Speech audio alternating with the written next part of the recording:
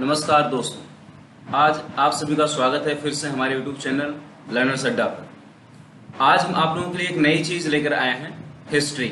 ठीक है, हिस्ट्री हम पढ़ाने जा रहे हैं आपको, और वो भी मेडिवल हिस्ट्री। हिस्ट्री हम जानते हैं जैसा कि हमारा हिस्ट्री 3 पार्ट में डिवाइडेड होता है। ठीक है, तो 3 पार्ट में डिवाइडेड का मतलब जैसे हम बता दें, आपको एक्सप्लेन करें तो पहले ही हम लोग पढ़ते थे कौन कौन सी होती थी। एंशिएंट हिस्ट्री होती थी। ठीक है, एंशिएंट हिस्ट्री होती है, उसके बीच में आता है मेडिवल हिस्ट्री, और उसके बाद आता था मॉडर्न हिस्ट्री। ठीक है, और हम इंडियन हिस्ट्री की बात कर रहे हैं, हम इंडियन हिस्ट्री की बात कर रहे हैं, ना कि वर्ल्ड हिस्ट्री की।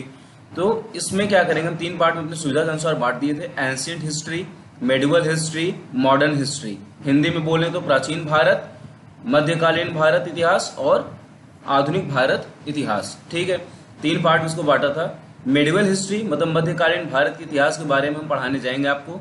इसमें भी हम लोग अपने सुविधाजनक के हिसाब से बांट सकते हैं। देखिए, आप किसी भी चीज को कितना ज्यादा पार्ट में बांट करके उसे कितने गहराई से पढ़ रहे हैं, ये आपको फायदा करेगा आगे चल के। ठीक है, तो इसलिए आप थोड़े थोड़े टॉपिक उठा करके अगर पढ़ेंगे कि हाँ मुझे मेडिवल हिस्ट्री से ये पढ़ना है, ठीक है, ये टॉपिक मुझे पढ़ लेना है, आज मुझे ये टॉपिक पढ़ना है, ये टॉपिक पढ़ना है, तो ऐसे करके अगर आप चलेंगे तो बहुत ही सुविधाजनक होता है और बहुत ही जल्दी, बहुत ही आसानी से आपको हर एक चीज समझ में आती है। ठीक है, मेडिवल हिस्ट्री जैसा कहा जाता है सबसे इंटरेस्टिंग होता है मेडिवल हिस्ट्री।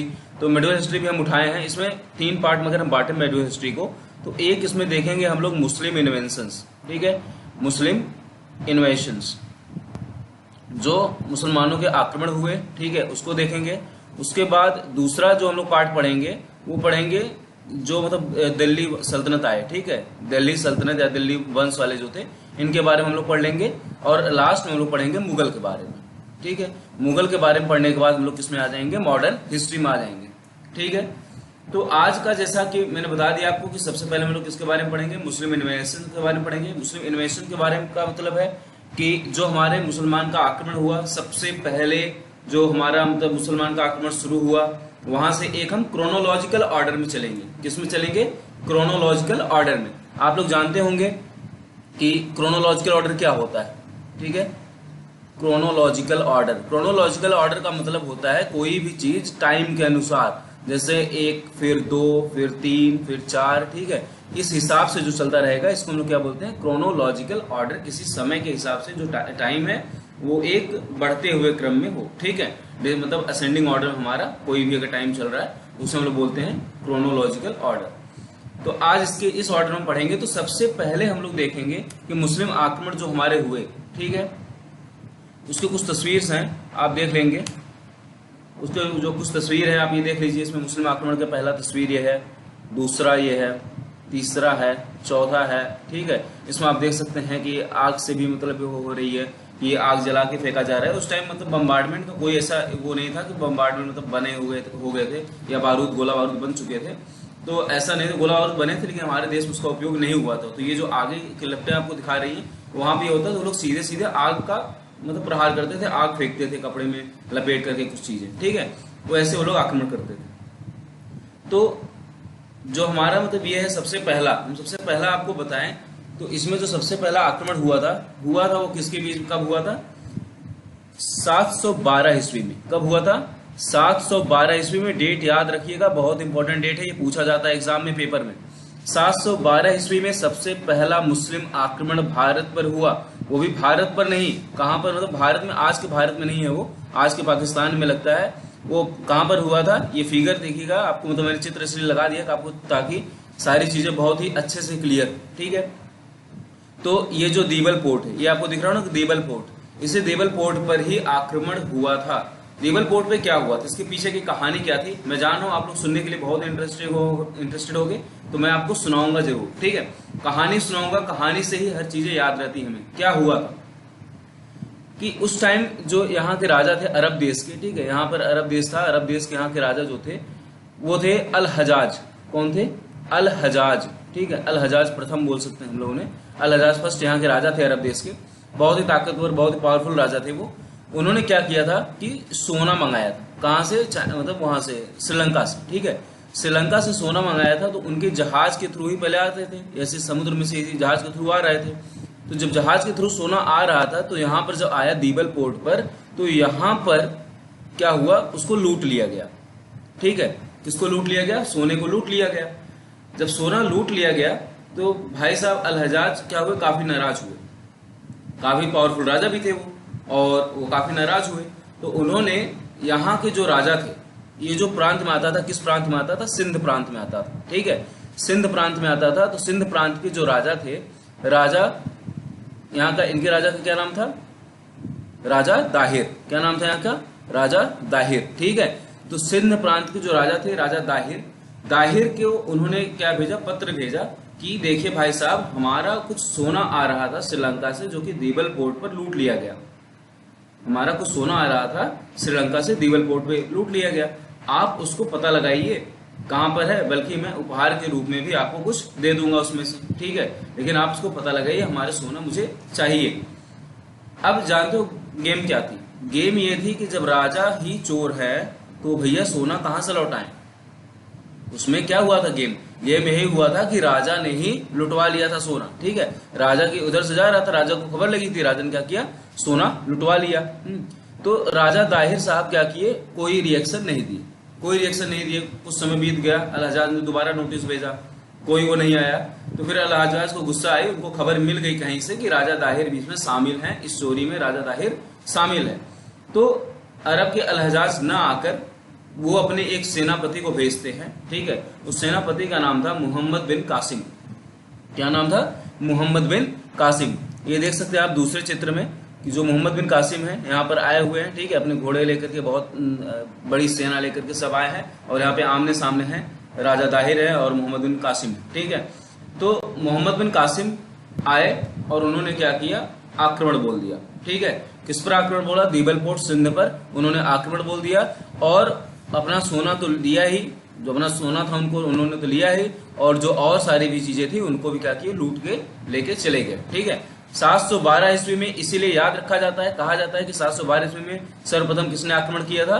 तो मोहम्मद बिन कासिम। ये मोहम्मद बिन कासिम भाई साहब की अलग से चित्र है, आप देख सकते हैं इनको। और ये राजा दाहिर है। ठीक है, राजा दाहिर को आप देख रहे हैं, उम्र से ही लग रहे हैं बेचारे की काफी मतलब हो चुकी है इनकी उम्र। तो मोहम्मद बिन कासिम सिंह का जीतना तो बड़ा मुश्किल ही था।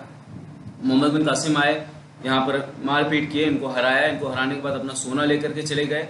और ये यहाँ से जब जाने लगे मोहम्मद बिन कासिम, तो यहाँ पर एक नई चीज लगा के चले गए। वो नई चीज क्या थी? भी बहुत पेपर में पूछा जाता है, जजिया। ठीक है, क्या लगा गए? जजिया टैक्स लगा दिया इन्होंने कि भैया आप लोगों को अब जजिया भी देना पड़ेगा। जजिया किसको देना पड़ता था? नॉन मुस्लिम्स को। किसको देना पड़ता था? नॉन मुस्लिम्स को। मतलब जो मुस्लिम कम्युनिटी के हैं उनको जजिया नहीं देना पड़ेगा, जो नॉन मुस्लिम्स हैं उनको ही जजिया देना पड़ेगा। ठीक है, तो सबसे पहला क्वेश्चन पूछा जाता है, सबसे पहले जजिया लगाने वाला दिल्ली में, मतलब यहाँ भारत में सुल्तान कौन था? तो मोहम्मद बिन कासिम था। ठीक है, कौन था? मोहम्मद बिन कासिम। तो आपसे क्वेश्चन पूछा जाता है, जिस समय भारत में सबसे पहला आक्रमण हुआ तो उस टाइम अरब का मतलब कौन राजा कौन था? अल हज्जाज प्रथम था। किसने आक्रमण किया? मोहम्मद बिन कासिम ने किया। तो उस टाइम सिंध का राजा कौन था? राजा दाहिर था। कहां पर लूटा गया था सोना? दीवल पोर्ट पे लूटा गया था। ठीक है, तो ये सारी चीजें आपसे पेपर में पूछी जाती है। कब हुआ था? 712 ईस्वी में। तो ये सारे मैंने लिख दिए आपको, इंग्लिश में भी लिख दिया है, हिंदी में भी लिख दिया है, आपको कोई भी दिक्कत ना हो। ठीक है, मैंने इसलिए सारी चीजों को इंग्लिश और हिंदी दोनों में लिख दिया है। आप देखेंगे इस स्लाइड में इंग्लिश में है, अगले वाले स्लाइड में हिंदी पे है, वही सारी चीजें। ठीक है, तो देखते हैं क्या है मोहम्मद बिन कासिम का। देख लीजिए, इसमें पॉइंट टू पॉइंट लिखा गया है कि the first Muslim invasion took place in India in 712 AD. ठीक है, सबसे पहला जो सर्वप्रथम आक्रमण हुआ था कब हुआ था? 712 एडी में हुआ था। 712 एडी में क्या हुआ था? मोहम्मद बिन कासिम, जो कि कहाँ का मुसलमान थे ये भी पूछा जाता है पेपर में, अरब का था। उसने क्या किया? सिंध प्रांत पर हमला किया और उस पर जीत लिया। ठीक है, और ये हमला कहाँ पर हुआ था? किस पोर्ट पे हुआ था? दीवल पोर्ट पे हुआ था। ठीक है, दीवल पोर्ट को आज किस नाम से जाना जाता है? कराची के नाम से जाना जाता है। उस टाइम सिंध का राजा कौन था? राजा दाहिर। और उस टाइम अरब का खलीफा कौन था वहां का? अरब का अल हज्जाज। ठीक है, जो ये खलीफा वर्ड है, ये खलीफा वर्ड दिया जाता है, ये खलीफा जो शब्द है ना, ये वहां के धर्म गुरुओं के द्वारा, मुसलमान के धर्म गुरुओं के द्वारा ये सम्मानित किया जाता था, खलीफा। ठीक है, बाद में क्या हुआ कि बाद में ये लोग अपने आप खुद धारण करने लगे से, कि मैं खलीफा हूँ, ऐसा करके सब धारण करने लगे, अपने आप खलीफा कर दिए। तो किसकी हिम्मत थी भाई, मजाल थी कि कोई उनको खलीफा ना बोले।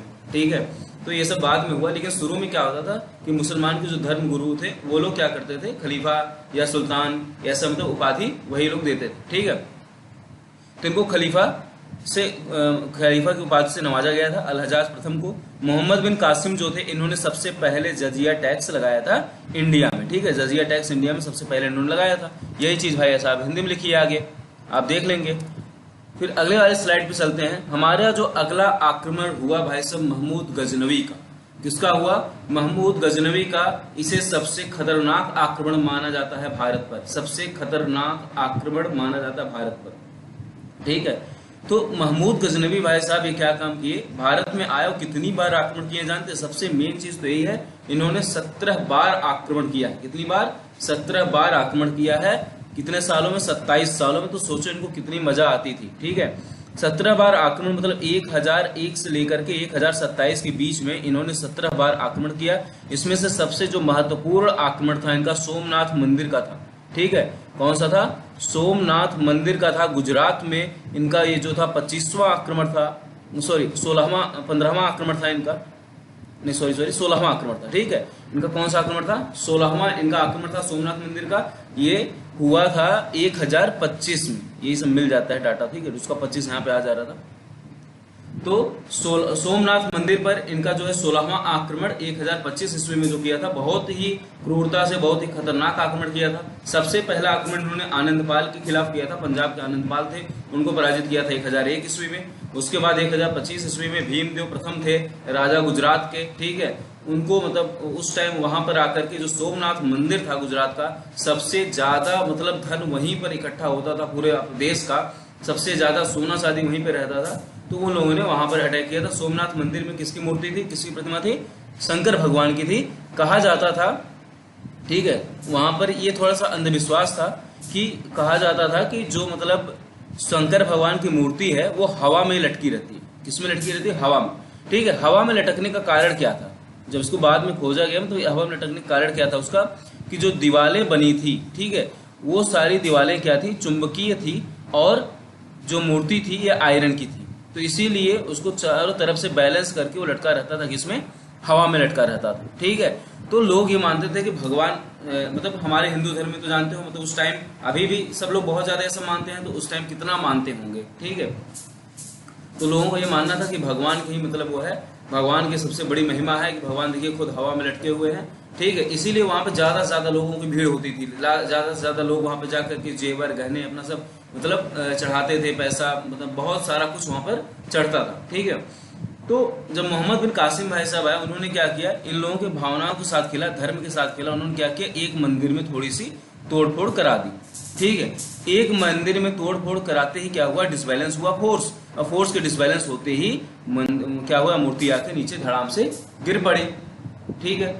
उसके बाद ये भाई साहब मंदिर में घुस गए। आपको दिख रहा होगा जितने भी साधुओं थे सबको मतलब सबकी हत्या कर दी गई, बहुत ही बेरहमी से सबको मारा गया, और सब बिना हथियार उठाए, सब बिना मतलब निहत्थे अपना मतलब सर कटवाते चले गए, ठीक है। क्यों? क्योंकि सब डर गए थे। सब इसलिए डर गए थे कि जो मतलब हमारा भगवान जब हार गया जिससे, ठीक है, लोगों का ये मानना हो गया, ये अंधविश्वास हो गया कि हमारा भगवान ही हार गया जिससे, उससे हम लोग क्या जीत सकते हैं, ठीक है। ये अंधविश्वास सबको बहुत ही महंगी पड़ी। और उसने क्या किया? शंकर भगवान की मूर्ति को तोड़ भी ले गया, तो मूर्ति को तोड़ दिया। मूर्ति को तोड़ने के बाद भी उसको भी ले गया साथ में, और जहां पे वह रहता था और जिस महल में रहता था उसके मतलब क्या किया? उसकी सीढ़ियों में शंकर भगवान की मूर्ति को तोड़वा के लगवाया था, ताकि मुसलमान लोग क्या करें? उस पर पैर रख के चढ़कर आए, ठीक है। तो बहुत ही क्रूरता से इसने मतलब धर्म के खिलाफ भी और धर्म के ऊपर भी मतलब बहुत ही कुछ मतलब बहुत ही गंदे तरीके से इसने आक्रमण किया था।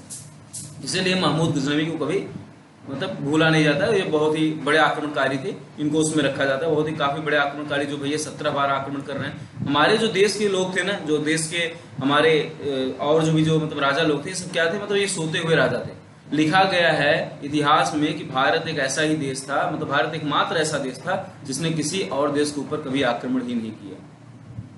सोच लो, ठीक है। तो मतलब ये लोग क्या थे कि कुछ नहीं, सब अपना खाना पीना मस्त रहना, अपनी प्रजा को परेशान करना, यही सब करना।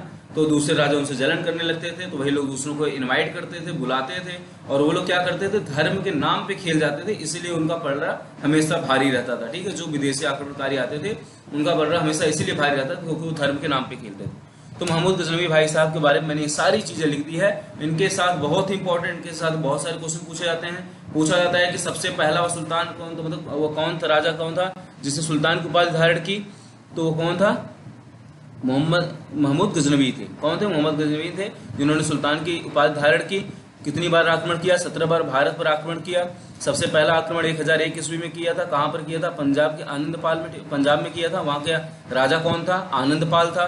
ठीक है, सबसे महत्वपूर्ण इनका जो अभियान था वो कौन सा था, सोमनाथ अभियान, जो 1025 ईस्वी में हुआ था। सोमनाथ का कौन सा इनका अभियान था, 16वां अभियान। ये भी क्वेश्चन पूछ लिया जाता है। उस टाइम भी मतलब वहां का गुजरात का राजा कौन था, तो भीमदेव प्रथम राजा थे वहां के। ठीक है, उसके बाद पूछा था महमूद गजनवी का 17वां अभियान, आखिरी अभियान कब हुआ था, तो 1027 में हुआ था। जाते जाते इस सिंध पर आक्रमण कर गए थे और 1030 में इनकी मौत हो गई थी। ठीक है, कब हो गई थी, 1030 में इनकी मौत हो गई थी। इनके जो एक दरबारी इतिहासकार थे, मैंने जितना लिख दिया है आपको उससे ज्यादा पेपर में नहीं पूछा जाएगा, आप ही मान के चलिए। ठीक है, जो भी कोई भी एसएससी का एग्जाम है, कोई भी कंपटीशन का एग्जाम आपका हो रहा है, यूपीएससी लेवल का छोड़ करके, उस मेंस लेवल का छोड़ करके, मैं आपसे बता रहा हूँ कि उसमें इससे ज्यादा कुछ चीजें नहीं पूछी जाएंगी। तो आप बी प्रिपेयर होकर के बहुत ईमानदारी से इसको देखिए, आपको मजा आएगी, बहुत ही ज्यादा मजा आएगी। ठीक है, सारा कुछ देखने से सब कुछ आपको मिल जाएगा और बहुत ही आसानी से आपको पढ़ने के लिए भी सुविधा रहेगी। तो आप लोग पेन पेपर उठा करके नोट्स भी बना लीजिए सारा कुछ, या तो मतलब वीडियो रोक रोक के आप नोट्स भी बना लीजिए, या तो हम पीडीएफ मतलब आपको क्या करेंगे बाद में प्रोवाइड कराएंगे सब चीजों पे। ठीक है, तो महमूद गजनवी का जो दरबारी इतिहासकार था वो कौन था, उत्बी। कौन था, उत्बी। ठीक है, उत्बी था। तो इनका भी भैया बड़ा नाम है उत्बी का भी, तो इनका नाम याद रखना।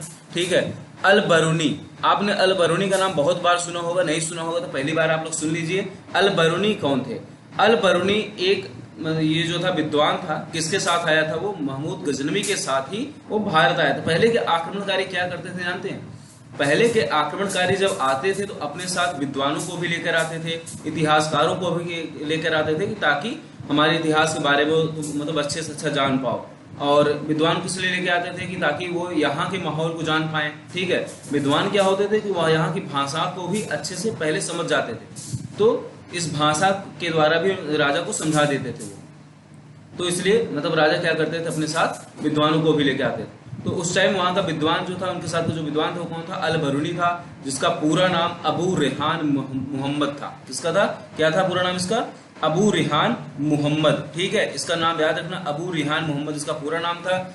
और कहा जाता है, वो आपसे क्वेश्चन पूछा जाता है कि वो सबसे पहला मुस्लिम कौन था जिसने संस्कृत भाषा का अध्ययन किया, तो वो भी कौन था, अल बरूनी, सबसे पहला मुसलमान जिसने संस्कृत भाषा का अध्ययन किया। ठीक है, इसने एक किताब लिखी जो कि बहुत पूछी जाती है, किताब का नाम है तहकीक ए हिंद। ठीक है, तहकीक ए हिंद है, ई लिख दिया गया इसमें, ई को काट दीजिएगा। ठीक है, तहकीक ए हिंद है, या तो किताब उल हिंद, उसे तहकीक ए हिंद या किताब उल हिंद भी बोला जाता है। ठीक है, उसने इस पे पुस्तक लिखी। ठीक है, और किस भाषा में लिखी थी, अरबी भाषा में। आपसे क्वेश्चन पूछ लिया जाए कि अल बरूनी ने तहकीक ए हिंद किताब किस भाषा में लिखी थी, अरबी भाषा आपका उत्तर होगा। ठीक है, आप लोग इसको याद करे रहिए बहुत ही सही से। ठीक है, इनके साथ एक विद्वान और था, फिरदौसी। फिरदौसी भी महमूद गजनवी के दरबार से था। आपसे यही पूछा जाएगा क्वेश्चन कि फिरदौसी किसके दरबार से ताल्लुक रखता था, तो महमूद गजनवी के दरबार से ताल्लुक रखता था, संबंधित था। ठीक है, फिरदौसी ने क्या लिखा है, फिरदौसी ने एक पुस्तक लिखी है शाहनामा। ठीक है, ये भी इंपॉर्टेंट है, क्या लिखी है, शाहनामा। ठीक है, आगे चलते हैं। आगे आए हैं भाई साहब मोहम्मद गोरी। ठीक है, आक्रमण हुआ, सब पर हुआ। अब भैया मतलब सबको क्या हुआ ना कि अब मिलने लगा। ठीक है, कि मोहम्मद गोरी आ गए, मोहम्मद गोरी आक्रमण करने लगे। मैंने आपको बताया था सबसे पहला मार कब हुआ था, 712 में हुआ। ठीक है, फिर उसके बाद कुछ समय तक रुका रहा, तो कब हुआ, 1001 से लेकर के 1027 तक हुआ। ठीक है, फिर 1075 में कौन आ गए, महमूद गजनवी भाई साहब आ गए। ठीक है, मोहम्मद गोरी भाई साहब आ गए। मोहम्मद गोरी भाई साहब ने क्या किया, ये सबसे पहले आए। तो देखिए जो भी आते थे ना, सबसे पहले जो समुद्र किनारे से आए तो गुजरात पे आक्रमण हो जाता था। ठीक है, हमारे राजा सोते रहते थे, ये लोग समुद्र किनारे से आते थे, उसके बाद अपना पूरी सेना तैयार कर लेते थे। जब आक्रमण के लिए कहते थे तब हमारे राजा लोग तैयार होते थे, अच्छा आक्रमण के लिए आ गए मुहारे पे, चलो चलते हैं। ठीक है, यही केस था, इसीलिए सबसे ज्यादा हारने का चांस इंडिया वालों का यही था, भारतीयों का यही था सबसे ज्यादा हारने का चांस, क्योंकि ये लोग हमेशा सोते रहते थे। जब आक्रमणकारी तैयार होकर इनके दरवाजे पे आ जाते थे तब ये लोग आक्रमण करने चलते थे। ठीक है, तो जो ये मोहम्मद गोरी भाई साहब थे, ये सबसे पहले आए तो उधर पाकिस्तान की तरफ से मुल्तान और उच्च, जो आज के पाकिस्तान के एरिया में पड़ता है, मुल्तान को मतलब पराजित किया, मुल्तान को अपने कब्जे में कर लिया, ठीक है, 1175 में। फिर उसके बाद उच्च पर हमला किया, ठीक है, उच्च को कब्जे में कर लिया। और इनका पूछा जाता है कि मोहम्मद गोरी का जो है ओरिजिनल नाम या मूल नाम क्या था इनका, ठीक है, वास्तविक नाम क्या था इनका, मोहम्मद बिन साम। क्या था? मोहम्मद बिन साम था, ठीक है। तो मोहम्मद गोरी, जो गोरी है ना, ये गोरी एक जगह का नाम था, घूर, घूर, ठीक है, GHUR करके इस घूर था। तो यहाँ से ही इनका नाम पड़, वहां के मोहम्मद थे तो यहाँ के मोहम्मद ऑफ घूर, तो मोहम्मद गोरी के नाम से जाने लगे, ठीक है। तो मोहम्मद गोरी 1175 में जब सबसे पहली बार आक्रमण करते हैं, वो अपना पहला आक्रमण करते हैं मुल्तान और उच्च पर, तो उसको अपना जीत करके आगे बढ़ते हैं। और वो भाई साहब एक बहुत ही बड़ी गलती कर जाते हैं। क्या करते हैं? 1178 का युद्ध, जिसे कायद्रा का युद्ध या गुजरात का युद्ध के नाम से जाना जाता है, ठीक है, 1178 में वो फिर गुजरात आ जाते हैं। इस बार क्या हुआ? गुजरात आए, मोहम्मद गोरी साहब गुजरात आए। गुजरात वाले पहले से ही गुस्सा में थे महमूद गजनवी के ऊपर, जो कि लूट के गए थे उनके मंदिर को तोड़ करके, ठीक है। भीमदेव राजा, जो भीमदेव प्रथम थे, अब वो राजा नहीं थे, ये गलती कर गए। इस टाइम राजा कौन था? इस टाइम राजा बदल गए थे, और इस टाइम राजा वही नाम था, भीमदेव ही नाम था, लेकिन द्वितीय थे, ठीक है। सोलंकी वंश के राजा थे वो, भीमदेव द्वितीय। तो भाई साहब क्या हुआ कि भीमदेव द्वितीय बैठे थे, ठीक है, उनको सूचना मिली कि भैया ये मुल्तान पर आक्रमण करके, उच्च पे आक्रमण करके आ रहे हैं, ठीक है। भीमदेव द्वितीय का हम बता दें कि उस टाइम आपको यही मिलेगा कि कौन लड़ा था, भीमदेव द्वितीय लड़े थे, भीमदेव द्वितीय लड़े थे, ठीक है। लेकिन वास्तविकता ये थी कि उस टाइम भीमदेव द्वितीय जो थे बहुत ही कम उम्र के थे, तो उनकी माता, ठीक है, उनकी माता कौन थी? उनकी माता थी नायकी देवी। नायकी देवी ने युद्ध लड़ा था, ये ठीक है, ये बहुत इंपॉर्टेंट है, जल्दी कोई नहीं बताता, मैं आपको बता रहा हूँ, ठीक है। भीमदेव द्वितीय ने युद्ध नहीं लड़ा था, नायकी देवी ने युद्ध लड़ा था।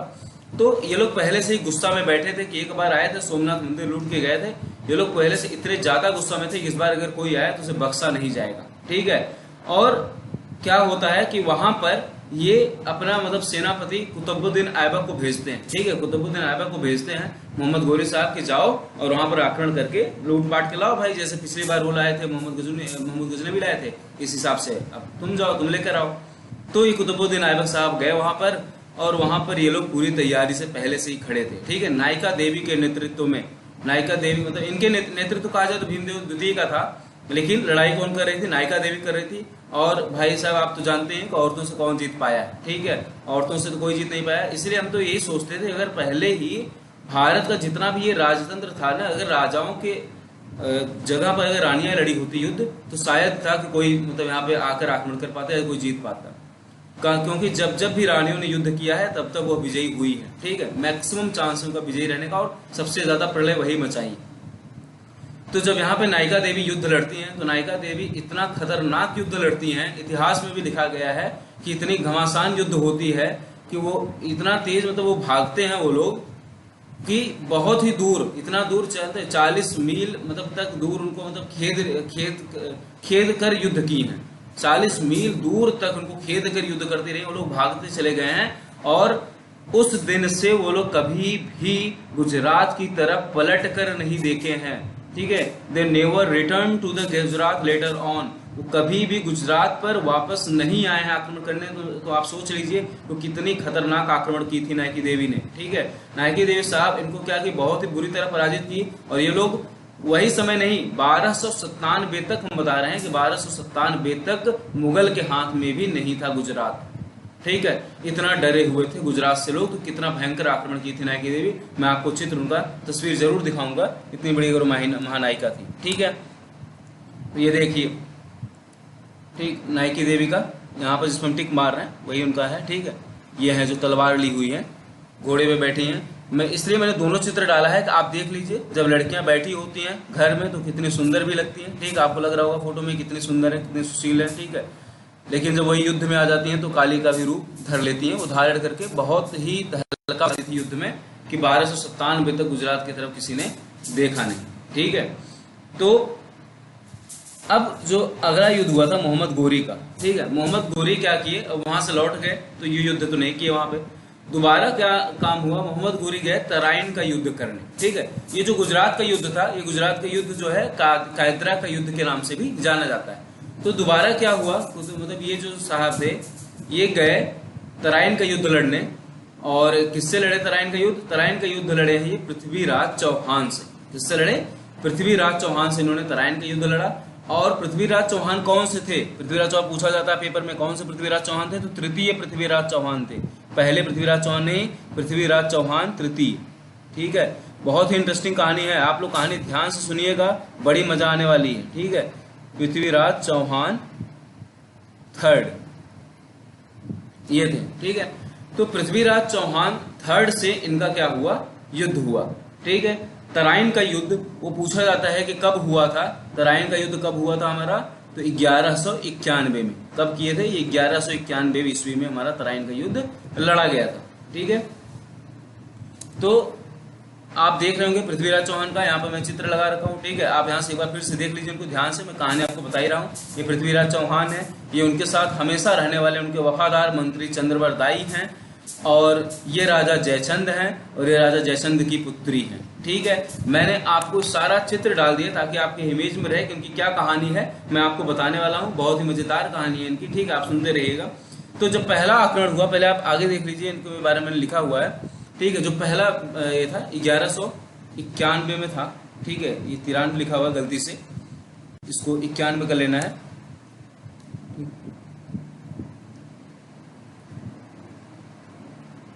1191 ईस्वी में। ठीक है, तराइन का जब प्रथम युद्ध हुआ तो इसमें मोहम्मद गोरी साहब हार गए पृथ्वीराज चौहान से, क्योंकि पृथ्वीराज चौहान के साथ उस टाइम क्या थे कि काफी लोग जानते हैं, काफी राजपूत सेना लोग मिल करके एक साथ रहते थे सब, और एक साथ इन लोगों ने मोहम्मद गोरी पर आक्रमण किया। मोहम्मद गोरी को उन्होंने जिंदा छोड़ दिया कि जाने दो, इतना मतलब वो है, तो उसको हरा करके क्या किया, इन्होंने भगा दिया। ठीक है, मोहम्मद गोरी भाग गया, लेकिन मोहम्मद गोरी अपने अपमान का बदला भाई साहब नहीं भूला था। वो दोबारा तैयारी करने लगा, किसकी? युद्ध की तैयारी करने लगा। ठीक है, और इधर पृथ्वीराज चौहान की कहानी कुछ दूसरी चल रही थी। ठीक है, पृथ्वीराज चौहान की कहानी क्या चल रही थी कि जो राजा जयचंद थे, ठीक है, गढ़वाल वंश के जो राजा जयचंद थे, और ये क्या काम करे कि ये इन्होंने अपने पुत्री का स्वयंवर रखा। ठीक है, और ये जानते थे कि पृथ्वीराज चौहान इनकी पुत्री से बहुत ही प्रेम करते हैं, और इनकी पुत्री भी शायद उनसे उतना ही प्रेम करती थी। ठीक है, पृथ्वीराज चौहान से। तो राजा जयचंद साहब क्या किए कि अपनी इन्होंने पृथ्वीराज चौहान ने बहुत कोशिश किया था राजा जयचंद को मनाने के लिए, हमारी शादी करवा दीजिए अपनी पुत्री से। तो राजा जयचंद ने कहा था कि तुम्हारी औकात ही क्या है, मतलब तुम इतने तुम्हारी इतनी औकात नहीं है कि तुम्हारी पुत्री से शादी करो। ठीक है, तो उसमें पृथ्वीराज चौहान क्रोधित भी हो गए थे। तो इनके बीच में कुछ हुआ नहीं, बहसबाजी हो गई, जो भी हुआ सब अपना चले आए। तो बाद में क्या हुआ कि इनको पत्र से पता चला। ठीक है, बहुत ही दुखी होकर के बैठे थे पृथ्वीराज चौहान, अपना मतलब जानते हो ना, जिसका दिल टूटता है तो क्या होता है, सब दुखी होकर के बैठे थे। तो इनके जो वफादार मंत्री भाई साहब थे, ठीक है, हमेशा इनके साथ रहे, चंद्रवर दाई। ठीक, इन्होंने पृथ्वीराज रासो की भी रचना की है, तो आप लोग आगे मिल जाएगा, आपको सब कुछ लिखा हुआ है, पहले कहानी पर ध्यान दीजिए। तो चंद्रवर दाई जी ने क्या किया कि इन्होंने बताया इनसे, पृथ्वीराज चौहान से, कि आप इस गम में बैठे रहेंगे, कैसे राजा हैं आप। ठीक है, आप देखिए ये पत्र है, और ये पत्र मतलब है कि उनकी शादी का, उनका स्वयंवर होने वाला है। ठीक, उनकी मतलब पुत्री का, राजा जयचंद की पुत्री का, महारानी का स्वयंवर होने वाला है, आपको वहां चलना चाहिए। ठीक है, तो इन्होंने पूछा कि कैसे हम चले। तो चंद्रवर दाई कहे कि देखिए राजा हम बन रहे हैं, और आप भेष धारण कीजिए किसका? मंत्री का, हमारे मंत्री का आप भेष धारण करके चलिए। तो पृथ्वीराज चौहान बेचारे प्यारे कुमारे थे, और वो क्या किए, पूरा इनका भेष धर लिए, एक मंत्री का भेष धर लिए, और चंद्रवर दाई जी ने क्या किया, अपना पूरा भेष बदल करके एक राजा के भेष में आए, और ये दोनों लोग चल दिए राजा जयचंद की हवेली पर। ठीक है, तो राजा जयचंद की जब हवेली पे गए हैं, तो वहां पर क्या किया है, राजा जयचंद ने पृथ्वीराज चौहान का मूर्ति बनवा करके अपने गेट पर खड़ा किया था। क्या किया था? पृथ्वीराज चौहान का मूर्ति बनवा करके अपने गेट पर खड़ा किया था, और कहा था, मतलब वो ये दिखाना चाहते थे कि तुम्हारी औकात जो है हमारे यहाँ के एक दरबारी के इतना है। जो तुम्हारी औकात है, पृथ्वीराज चौहान की जो औकात है वो हमारे यहाँ के दरबारी की इतना है, तो अपने औकात में रहो। ठीक है, तो वहां पर जो पृथ्वीराज चौहान ने ये दृश्य देखा तो कुछ बोले नहीं, वो अंदर गए, उनको तो भैया प्रेम हुआ था, वो अंदर गए, वहां से मतलब उसका देख रहे थे, तो सारे आकर के स्वयंवर में सब बड़े से बड़े राजा, बहुत अच्छे से अच्छे राजकुमार से बैठे हुए थे। ठीक है, तो स्वयंवर होता है, पुत्री का, इनके पुत्री अपना माला लेकर निकलती है, तो पुत्री भाई साहब एक कांड कर जाती, खेल जाती। क्या? वो पुत्री आती है और जाकर के वो माला उसी दरबारी को पहना देती है जो प्रतिमा बनवाई थी राजा जयचंद ने। किसकी प्रतिमा बनवाई थी? पृथ्वीराज चौहान की। तो यहाँ पर गेम हो गया ना उल्टा। पृथ्वीराज चौहान की जो प्रतिमा बनवाई थी उस पर जाकर वो माला पहना देती हैं, और उस माला को देखते उसको मतलब जो उसमें माला पहना देती हैं, उनको प्यार तो था ही पृथ्वीराज चौहान जी से, तो जब उसमें माला वो पहनाती है पृथ्वीराज चौहान ये देखते रहते हैं, और वो अब वहां पर चंद्रप्रदाय उनको इशारा करते हैं कि भाई साहब अब घोड़ा आप निकालिए और रानी को लेकर के भागिए। ठीक है, तो पृथ्वीराज चौहान अपना घोड़ा लेकर तुरंत आते हैं और रानी को बैठा करके लेके भाग जाते हैं। और यही कारण था कि राजा जयचंद इनसे बहुत ही क्रोधित हुए थे, और उन्होंने ही मोहम्मद गोरी को दोबारा बुलाया। और इस बार क्या हुआ, सारे क्षत्रिय कुल जो थी मतलब सब नाराज हो गए, राजपूत लोग सब नाराज हो गए थे इनसे, और इसी वजह से किसी ने इनका साथ नहीं दिया, सब लोगों ने गोरी का साथ दिया और गोरी को बुलाया। और गोरी जब आए तो भैया उनको साथ देने लगे। अब उधर गोरी क्या कर रहा था? गोरी युद्ध की तैयारी कर रहा था। ठीक है, अब अगर कोई बच्चा एसएससी की तैयारी कर रहा है, 2 साल बैठे, एक बार नहीं निकला उसका, तो अगले साल वो तैयारी करने लगा, जुट गया पूरा, और तैयारी करने के पीछे पूरी मेहनत कर रहा है। और वहीं दूसरा लड़का क्या कर रहा है, वो इश्क लड़ा रहा है, तो भाई कमजोर कौन पड़े? ठीक है, किसका सिलेक्शन किसका होगा? जो तैयारी कर रहा। ठीक है, तो यही केस हुआ था इनके में भी।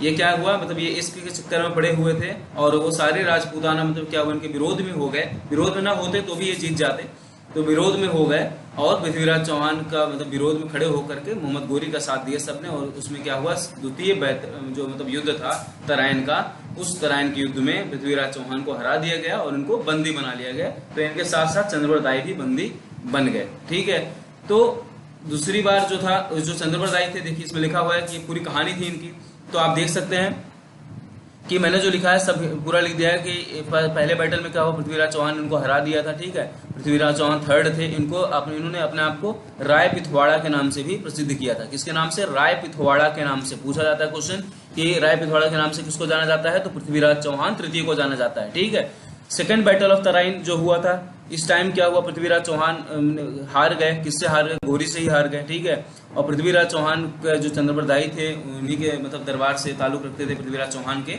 और इन्होंने पृथ्वीराज रासो की रचना की थी। ठीक है, अच्छा भैया, राजा जयचंद ने तो युद्ध करवा दिया, लेकिन राजा जयचंद ये नहीं जानते थे कि जो अगर आज इनके ऊपर आक्रमण कर रहा है तो हमारे ऊपर भी तो कर सकता है।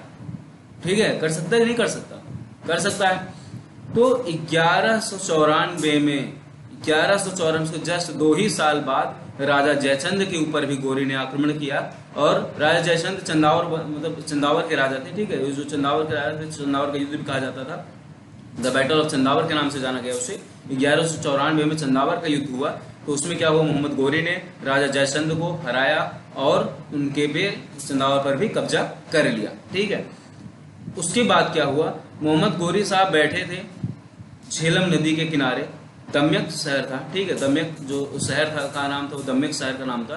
झेलम नदी के किनारे बैठे, वहां पर ये अपना शाम का नमाज अदा कर रहे थे। ठीक है, शाम के टाइम का नमाज अदा कर रहे थे। उसी टाइम खोखर वंश के डाकुओं ने क्या किया, उनका पीछे से गला काटकर हत्या कर दिया। ठीक है, पीछे से गला काटकर हत्या कर दिया। 15 मार्च 1206 ईस्वी को, चंदावर के युद्ध के बाद 1206 ईस्वी को इनकी हत्या कर दी गई, जब यह नमाज पढ़ रहे थे शाम के समय में। ठीक है, तो आप लोग देख सकते हैं आगे का चित्र, ये हिंदी में भी मैंने लिख दिया है। ठीक है, सारी चीजें। अब हमारा शुरू होता है टेस्ट। ठीक है, टेस्ट है, ये टेस्ट आप सब दीजिए। 20 क्वेश्चन मैंने बना के रखे हैं, मैं आपको कह रहा हूँ उसमें और सारे भी क्वेश्चन बन सकते हैं, बहुत सारे क्वेश्चन बनते हैं इसी से, लेकिन मैंने 20 ही बनाए हैं फिलहाल अभी। तो आप इन 20 को भी देखिए। इसका टेस्ट हिंदी में भी प्रश्न है, इंग्लिश में भी प्रश्न है, तो आप लोगों को कोई भी चिंता करने की जरूरत नहीं है कि सर मुझे हिंदी में चाहिए था, इंग्लिश में चाहिए था। ठीक है, चलिए मैं इसको हिंदी में खोल के दिखा रहा हूँ आपको।